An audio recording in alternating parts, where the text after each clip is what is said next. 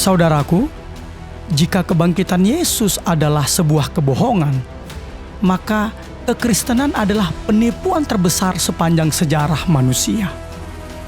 Tetapi, jika kebangkitan Yesus itu benar-benar terjadi, maka itu adalah fakta sejarah paling revolusioner yang pernah ada dan yang mengubah segalanya. Hari ini, kita tidak berbicara soal dongeng atau mitos. Kita bicara soal fakta, data, dan bukti sejarah yang tak terbantahkan.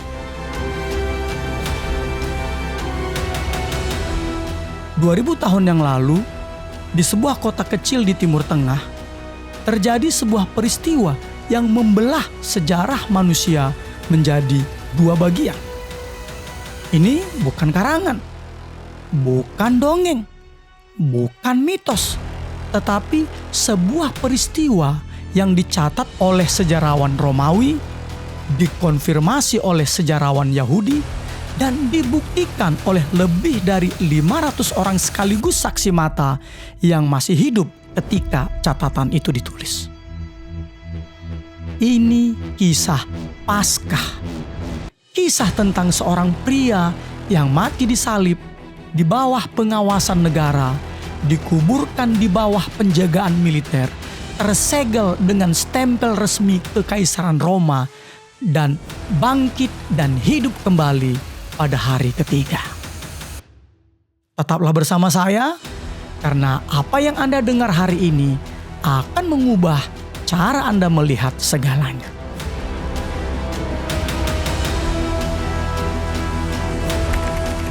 Kita mulai dari bagian pertama, misteri Minggu Paskah, saksi dan alat bukti yang tidak terduga.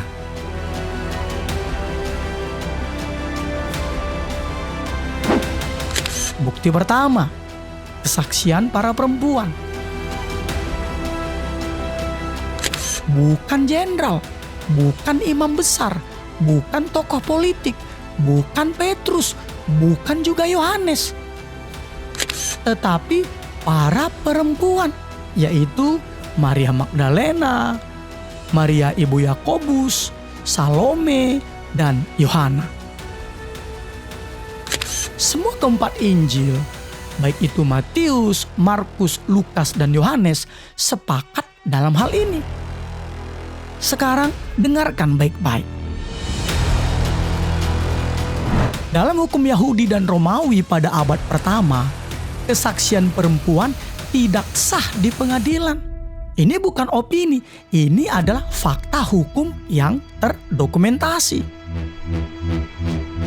Jika para murid hendak merekayasa kisah kebangkitan Yesus, mengapa mereka memilih saksi yang paling tidak akan dipercaya oleh masyarakat pada waktu itu? Jawabannya sederhana. Mereka tidak memilihnya. Itulah yang memang sungguh-sungguh terjadi. Dan para penulis Injil menulis kebenaran, meski kebenaran itu tidak menguntungkan narasi mereka. Jika para murid hendak merekayasa kisah ini, mereka tidak akan pernah memilih perempuan sebagai saksi utama. Itu bunuh diri narasi namanya. Justru karena mereka menulis apa yang benar-benar terjadi, bukan apa yang menguntungkan mereka, para perempuan ini tercatat sebagai saksi pertama. Bukti kedua, batu digulingkan, penjaga disuap. Kubur Yesus bukan kubur sembarangan. Atas permintaan imam-imam kepala dan orang-orang Farisi, Pontius Pilatus mengirim penjaga militer Romawi untuk menjaga kubur itu. Stempel resmi kekaisaran dipasang pada batu penutupnya. Ini tertulis dalam Matius 27 ayat 62 sampai 66. Penjaga militer Romawi bukan satpam pasar malam. Mereka adalah prajurit terlatih yang taruhannya adalah nyawa mereka sendiri jika gagal menjalankan tugas. Namun, pagi hari Minggu itu, batunya sudah tidak ada di tempatnya. Dan inilah yang memilukan. Mahkamah Agama tidak menyangkal kubur itu kosong. Mereka malah menyuap para prajurit itu dengan sejumlah besar uang untuk menyebarkan kebohongan bahwa jenazah Yesus dicuri. Ini tertulis dalam Matius 28 ayat 11-15. Cerita itu beredar sampai hari ini dan menjadi salah satu penyebab mengapa orang-orang Yahudi menolak Yesus. Bukti ketiga, kubur kosong itu tidak berantakan. Yohanes mencatat detail aneh yang justru membuktikan ini bukan pencurian. Ia mencatat sesuatu yang sangat spesifik. Dalam Yohanes 20 ayat 5-7, ia menjenguk ke dalam dan ia melihat kain kapan terletak di tanah. Sedang kain peluh yang tadinya ada di kepala Yesus tidak terletak dekat kain kapan itu, tetapi agak di samping di tempat yang lain dan sudah tergulung. Perhatikan detailnya. Kain peluh sudah tergulung rapi dan diletakkan terpisah. Pencuri tidak akan repot-repot melipat kain kapan dan menggulung kain peluh. Pencuri terburu-buru. Pencuri tidak merapikan. Yang tergulung rapi itu adalah tanda ketenangan, bukan tergesa-gesa. Bukti keempat, Yesus menampakkan diri kepada ratusan orang. Yesus bukan hanya bangkit secara roh, ia menampakkan diri secara tubuh. Bisa dipegang, bisa diajak bicara, bisa makan bersama. Tercatat 9 kali Yesus menampakkan diri kepada ratusan orang yang berbeda. 1. Kepada Maria Magdalena di dekat kubur. Maria mengira Yesus adalah penunggu taman sampai Yesus memanggil namanya. Ini tercatat di dalam Yohanes 20 ayat 11-18. Kedua, kepada para perempuan lain. Saat mereka berlari dari kubur, mereka memegang kaki Yesus dan menyembahnya. Ini tercatat dalam Matius 28 ayat 8-10. Ketiga, di jalan ke Emmaus. Yesus berjalan dan bercakap-cakap dengan 2 orang dari murid-muridnya selama berjam-jam. Baru dikenali saat ia memecah roti. Ini tercatat dalam Lukas 24 ayat 13-35. Keempat, kepada Simon Petrus secara pribadi. Disebutkan di Lukas 24 ayat 34 dan dikonfirmasi Paulus di 1 Korintus 15 ayat 5. 5. Kepada 10 murid tanpa Thomas di suatu ruangan tertutup, di mana Yesus menunjukkan tangan dan lambungnya dan makan di depan mereka. Ini tercatat di dalam Yohanes 20 ayat 19-23. Keenam, kepada 11 murid, termasuk Thomas yang meragukan. Yesus mengundang Thomas untuk menjamah dan mencucukkan jarinya ke bekas lukanya secara langsung. Ini tercatat dalam Yohanes 20 ayat 24-29. Ketujuh, di tepi danau Tiberias. Yesus menampakkan diri dan melakukan mujizat 153 ekor ikan dan sarapan bersama di pantai. Ini tertulis dalam Yohanes 21 ayat 1-14. 8. Di sebuah bukit di Galilea. Yesus menampakkan diri dan memberikan amanat agung. Perintah untuk menjadikan semua bangsa muridnya. membaptis dan mengajarkan segala sesuatu yang telah diperintahkannya kepada murid-muridnya. Ini tercatat dalam Matius 28 ayat 16-20. Dan terakhir, 9. Kenaikan ke sorga. Di dekat Betania, Yesus menampakkan diri dan memberkati murid-muridnya sebelum terangkat ke sorga. Ini tertulis dalam Lukas 24 ayat 50 sampai 53.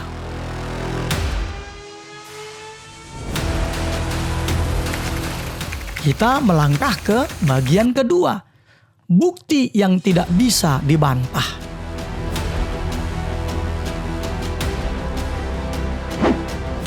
Sejarawan modern, termasuk mereka yang bukan orang Kristen, secara umum menerima 3 fakta historis tentang Yesus dari Nazaret yang hampir tidak diperdebatkan secara akademis.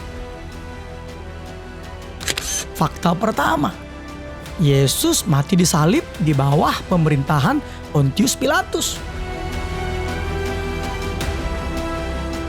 Ini dikonfirmasi oleh sejarawan Romawi Tacitus dalam Annals dan sejarawan Yahudi Josephus dalam Antiquities. Bukan hanya Alkitab, musuh-musuh kekristenan pun mencatatnya. Fakta kedua, kubur Yesus ditemukan kosong pada hari ketiga. Bahkan para pemimpin Yahudi tidak pernah membantah kubur itu kosong. Mereka hanya mengklaim jenazahnya dicuri. Jika jenazah masih ada, mereka cukup menunjukkannya. Dan gerakan Kristen akan hancur sebelum sempat dimulai. Namun, mereka tidak bisa melakukannya. Kenapa? Karena kubur itu memang sungguh-sungguh kosong.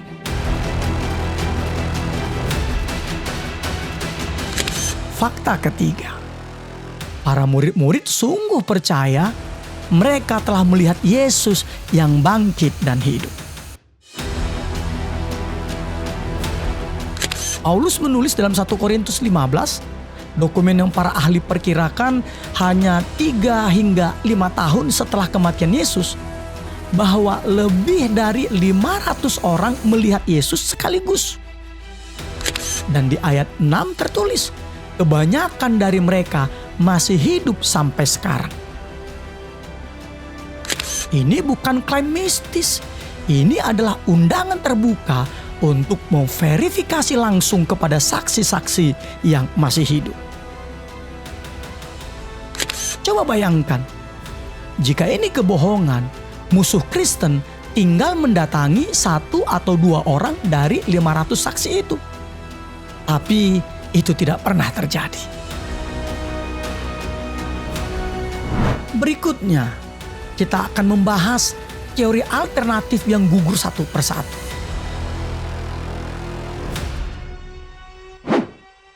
Di mana selama berabad-abad, para skeptis mengajukan penjelasan alternatif demi untuk menyangkal kebangkitan Yesus dari kematian. Mari kita uji satu persatu. Teori pertama, jenazah dicuri oleh para murid Yesus. Siapa mencurinya? Murid-muridnya? Murid-muridnya adalah sekumpulan orang-orang yang ketakutan dan bersembunyi di balik pintu terkunci. Ini jelas tertulis dalam Yohanes 20 ayat 19. Bahkan mereka adalah sekumpulan orang-orang yang menganggap kebangkitan Yesus seakan-akan omong kosong. Sehingga mereka tidak percaya kepada kesaksian perempuan-perempuan itu tentang kabar kebangkitan Yesus. Ini jelas tertulis dalam Lukas 24 ayat 10-11. Jadi, apakah logis orang yang ketakutan berani melawan pasukan elit Romawi demi sebuah mayat? Apakah logis orang-orang yang menganggap kebangkitan Yesus seakan-akan omong kosong dan mereka tidak percaya lalu mencuri demi sebuah mayat? Dan kemudian, mereka bersedia mati demi kebohongan yang mereka ciptakan sendiri. Sejarah tidak mencatat satupun dari para rasul yang mencabut kesaksiannya, bahkan di bawah ancaman penyulaan, penggergajian, dan penyaliban terbalik. Orang bisa mati demi sesuatu yang mereka yakini benar, tetapi tidak ada orang yang mati demi sesuatu yang mereka tahu adalah kebohongan. Teori kedua, salah kubur.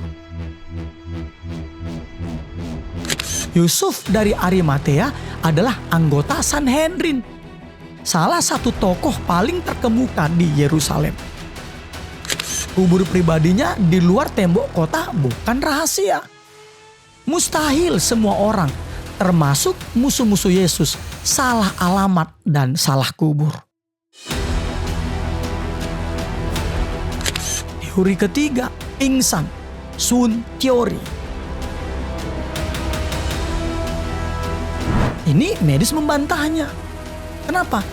Karena seseorang yang sudah disesah, disalib selama 6 jam, ditusuk lambungnya hingga keluar darah dan air, yang oleh ilmu kedokteran modern diidentifikasi sebagai tanda pemisahan serum darah akibat trauma berat, kemudian bangkit sendiri dari balik batu besar yang tersegel resmi dan dijaga prajurit Roma.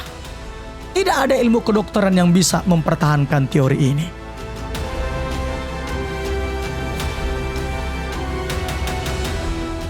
Teori keempat, Yesus digantikan orang lain. Yang disebut di sini adalah Yudas Iskariot. Padahal kematian Yudas diketahui oleh seluruh penduduk Yerusalem.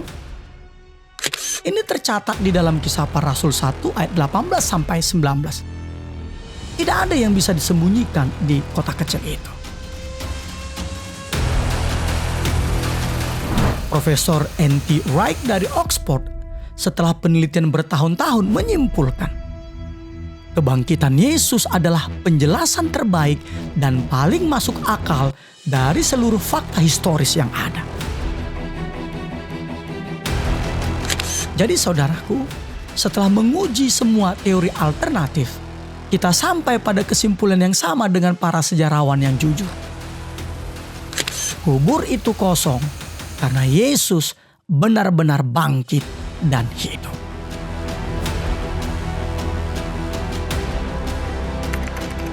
Berikutnya, kita melangkah ke bagian ketiga.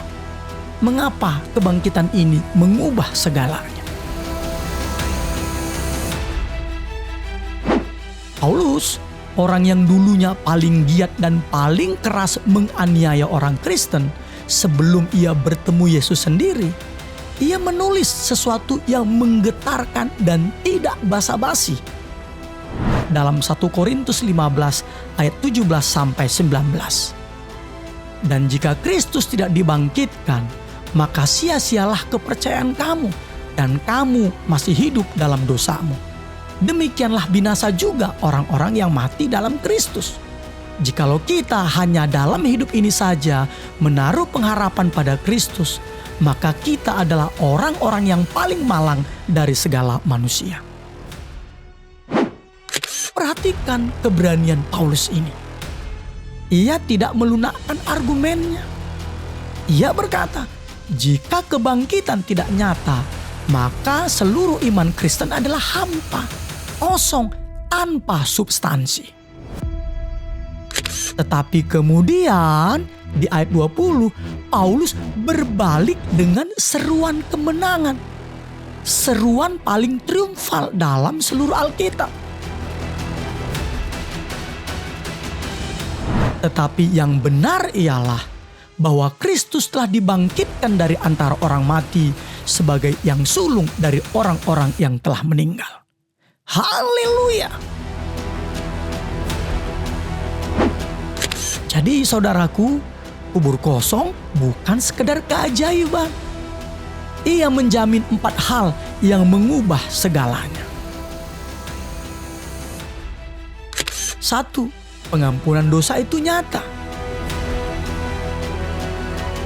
Roma 4 ayat 25 berkata, Yesus diserahkan karena pelanggaran kita dan dibangkitkan karena pembenaran kita. Kebangkitan adalah tanda bahwa pembayaran dosa kita di atas kayu salib telah diterima penuh oleh Allah. Jika Allah tidak puas, Yesus tidak akan dibangkitkan. 2. Maut bukan lagi kata terakhir. Roma 6 ayat 9 berkata, Kristus sesudah ia bangkit dari antara orang mati, tidak mati lagi. Maut tidak berkuasa lagi atas dia. Untuk pertama kalinya dalam sejarah, ada seorang manusia yang masuk ke dalam kematian dan keluar dengan kemenangan. Maut yang selama ini adalah akhir dari segalanya, kini telah dikalahkan. Dan bahkan sekarang, kunci maut dan kerajaan maut telah dipegang oleh Yesus. Ini tertulis dalam Wahyu 1 ayat 18. 3. Ada hidup setelah kematian yang nyata. Kebangkitan Yesus bukan alegori. Murid-murid melihatnya, menyentuhnya, makan bersamanya. Ini tercatat dalam Lukas 24 ayat 41 sampai 43. Ia adalah yang sulung, artinya yang pertama dari sebuah panen besar. Kebangkitan Yesus adalah jaminan kebangkitan kita. 4. Yesus benar-benar adalah siapa yang ia klaim. Ketika Yesus berkata dalam Yohanes 11 ayat 25, Akulah kebangkitan dan hidup, itu terdengar seperti omong kosong belaka. Kecuali jika ia membuktikannya. Dan puji Tuhan, Yesus membuktikannya. Pada pagi hari Minggu Paskah itu, ia bangkit dan hidup.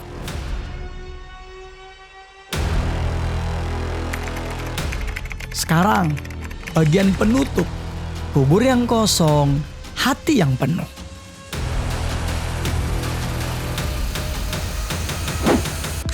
Mari kita simak dan telaah transformasi ini. Pada malam Jumat Agung, para murid Yesus meninggalkan dia dan melarikan diri. Ini tercatat dalam Matius 26 ayat 56. Dan di Jumat paginya, Petrus, pemimpin mereka, menyangkal Yesus 3 kali, bahkan mulai mengutuk dan bersumpah. Ini tercatat dalam Matius 26 ayat 69 sampai 75. Lalu di Jumat malam hingga Minggu subuh, para murid Yesus bersembunyi di balik pintu terkunci karena takut kepada orang-orang Yahudi dan putus asa total. Namun 50 hari kemudian, orang-orang yang sama berdiri di depan publik Yerusalem, di kota yang sama, di hadapan orang yang sama-sama yang telah menyalibkan Yesus dan berteriak, "Ia telah bangkit." Apa yang mengubah mereka? Bukan sebuah ide, bukan sebuah gerakan sosial, bukan gerakan politik atau militer, bukan sebuah kenangan indah tentang guru yang sudah mati. Tetapi hanya karena satu hal ini. Mereka bertemu dengan Yesus yang hidup. Dan sejarah mencatat, dari 11 murid, hanya Yohanes yang meninggal wajar. Sisanya mati sebagai martir. Disalib, dipancung, dibakar, digergaji. Mereka tidak mati untuk sebuah cerita. Mereka mati karena mereka telah melihat Yesus yang bangkit dan hidup. Orang mungkin mati demi sesuatu yang mereka yakini benar. Tapi tidak ada orang yang mati demi sesuatu yang mereka tahu adalah kebohongan. Jadi saudaraku yang terkasih, ya, saya panggil saudara karena kita sama-sama manusia yang suatu hari akan mati. Jumat Agung memberitahu kita betapa dalam Ia mengasihi kita sehingga Ia bersedia mati untuk kita. Minggu Paskah memberitahu kita betapa besar kuasanya hingga maut pun tidak dapat menahannya. Dan bersama-sama kedua hari itu mewartakan satu kebenaran yang paling indah. Anda dan saya dikasihi oleh Allah yang hidup. Mungkin hari ini Anda datang membawa beban yang berat, kesedihan yang tak kunjung reda, pertanyaan yang belum terjawab, rasa sakit yang sudah lama disimpan. Paskah berkata kepada Anda hari ini, tidak ada situasi dalam hidup Anda yang terlalu gelap bagi Yesus yang telah mengalahkan kegelapan terbesar, yaitu kematian itu sendiri. Jika Yesus mampu membuka kubur yang tersegel dan dijaga prajurit Romawi, Ia mampu membuka jalan di tengah situasi yang Anda hadapi.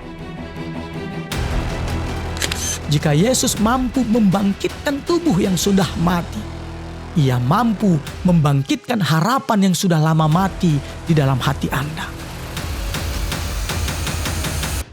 Karena Yesus hidup, kita pun beroleh hidup. Karena Yesus bangkit, ada kebangkitan yang menanti kita. Karena kuburnya kosong, hati kita tidak perlu kosong lagi.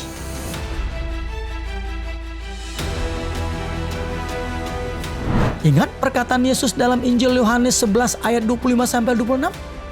Jawab Yesus, "Akulah kebangkitan dan hidup. Barang siapa percaya kepadaku, ia akan hidup walaupun ia sudah mati. Dan setiap orang yang hidup dan yang percaya kepadaku tidak akan mati selama-lamanya." Percayakah engkau akan hal ini?